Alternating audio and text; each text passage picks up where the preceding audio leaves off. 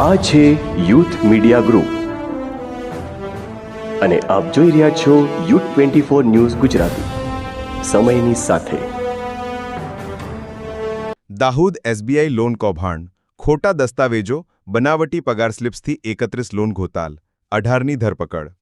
State Bank of India એટલે કે એસબીઆઈની દાહોદ શહેરની 2 શાખાઓમાં ખોટા દસ્તાવેજો અને બનાવટી પગાર સ્લિપ્સના આધારે લોન મેળવવાનો મોટો ઘોટાળ બહાર આવ્યો છે.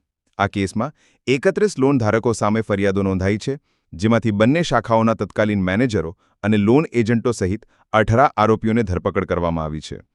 મુખ્ય શાખામાં 19 લોન ઘોટાલ.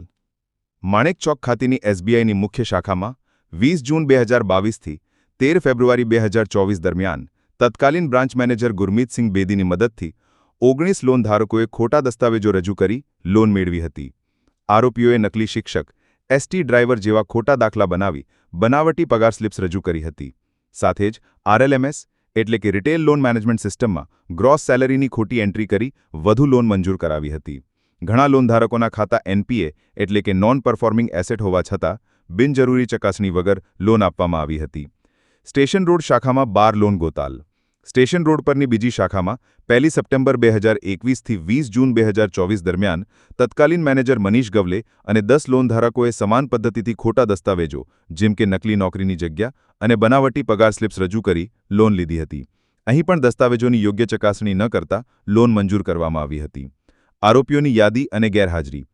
ધરપકડમાં મેનેજરો ગુરમીતસિંહ બેદી, મનીષ ગવલે, રાજેશ મચ્છાર, ભરત પારગી, સુભાષ તાવ્યાડ અને સંજીવ ડામોર અને લોન એજન્ટ પ્રેમ શેખ સહિત 18 આરોપીઓનો સમાવેશ થાય છે.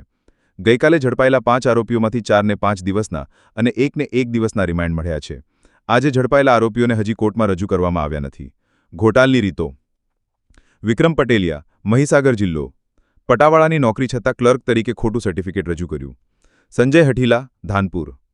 પીએમઈજીપી યોજના હેઠળ કેસ ક્રેડિટ લોન માટે ખોટા કોટેશન બિલ બનાવ્યા પરંતુ સેન્ટિંગ સામજી ખરીદી નહીં. આશીષ બારિયા, જેસાવાડા. હોમ લોન અને ઋણરક્ષા લોનની રકમ 4 માળના મકાન બાંધવા માટે લીધી પરંતુ અધૂરું બાંધકામ કરી ફંડનો દુરુપયોગ કર્યો. કાનૂની કાર્યવાહી.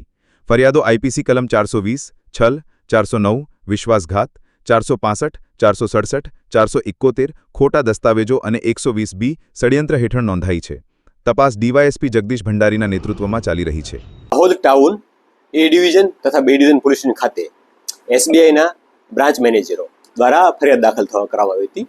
એ ફરિયાદ હકીકત જોવા જઈએ તો એસબીઆઈની દાહોદ ખાતે આવેલી 2 બ્રાન્ચો, એક માણેક ચોક ખાતેની બ્રાન્ચ અને એક એસટી બસ સ્ટેન્ડ ખાતેની બ્રાન્ચ, એ બંને બ્રાન્ચોમાં અગાઉ જે કામ કરી ગયેલા મેનેજર હતા તેઓના ટાઈમની અંદર જે લોન લેવા માટે એપ્લાય કરે છે એ લોનની પાત્રતા ના ધરાવતા હોય એનાથી વધુ રકમ લોન મેળવવા માટે જે પોતાની સેલરી સ્લિપ છે કે ડોક્યુમેન્ટ છે ઇન્કમના, એ ડોક્યુમેન્ટમાં છેડછાડ કરી આવક વધારે બતાવી અથવા પોતે લાયક ના હોય અને લાયક બતાવે એ પ્રકાર ડોક્યુમેન્ટ ઊભા કરી અથવા પોતે નોકરી ના કરતા હોય ત્યાંની પણ પહેલેથી રજૂ કરી આમ અલગ અલગ પ્રકારે લોનો મેળવવા માટે એપ્લાય કરતા અરજી. અને એમાં બેંકના મેનેજર, બેંકના કામ કરતા અન્ય વ્યક્તિઓ જવાબદાર, એજન્ટો અને લોન ધારકો આ તમામના મેળવણામાં ટોટલ એ ડિવિઝન વિસ્તારમાં જે આવેલી બ્રાન્ચ છે એમાં 4,75 લાખની અને B ડિવિઝન બ્રાન્ચ આવેલી છે ત્યાં 82 લાખની, એમ મળી ટોટલ 5.5 કરોડ ઉપરની લોનો જે તે સમયે મંજૂર કરી હતી. આ અન્વયે ઓડિટ રિપોર્ટમાં આવતું ધ્યાનમાં આવતા ગુના દાખલ થયા છે અલગ અલગ 2, અને એ બંને ગુના અન્વયે ટોટલ બંને થાણામાં મળી અને 18 જેટલા આરોપીઓની હાલમાં અટક કરવામાં આવેલી છે.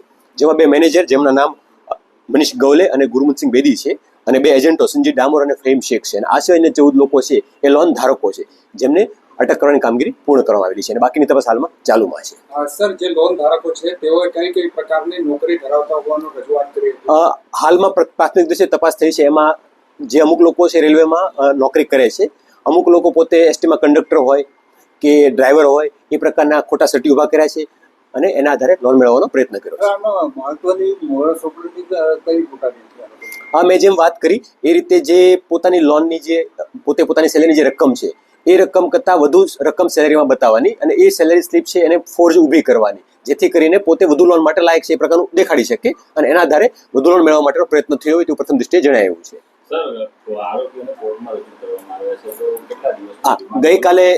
ગઈકાલે આમાંથી ટોટલ 5 જેટલા આરોપી હતા જે અટક થયા હતા, જેનો ટાઈમ પૂરો થતો એનો કોર્ટમાં રજૂ કર્યા હતા. જેમાંથી 4 જેટલા આરોપીઓને 5 દિવસના અને 1 આરોપીને 2 દિવસના રિમાન્ડ મળ્યા છે અને બાકીના આરોપીઓ છે એ હાલમાં પોલીસ કસ્ટડીમાં છે જેમને રિમાન્ડ મેળવવાની કામગીરી કરવામાં આવશે. બેન્કિંગ સિસ્ટમ પર પ્રશ્ન. આ કેસે લોન મંજૂરી પ્રક્રિયામાં પારદર્શિતા અને નિયમોનું પાલન ન થવા બાબતે ગંભીર પ્રશ્નો ઊભા કર્યા છે. પોલીસ માને છે કે હજુ વધુ આરોપીઓ જોડાયેલા હોઈ શકે છે. આગળની કાર્યવાહી. બાકીના આરોપીઓની ધરપકડ માટે પોલીસે ચક્રો શરૂ કર્યા છે.